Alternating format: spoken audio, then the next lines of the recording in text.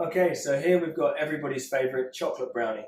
We're serving it with a really nice Duchess sauce, some coffee syrup and candied walnuts. You can't go wrong. In the box you're going to find 2 lovely pieces of brownie, some candied walnuts, your coffee syrup, and then caramel sauce. So for this, all we're going to do is we're going to take the brownie, take it out of the bag, pop it straight on the plate, and then we're going to microwave it on high for about 30 seconds. Brownie should be gooey. Okay, so when your brownie is nice and warm out of the microwave, what we're going to do is just going to garnish it up. So I snip a corner on the caramel and use it as a piping bag. And we're just going to do some dots, as you like, down the brownie,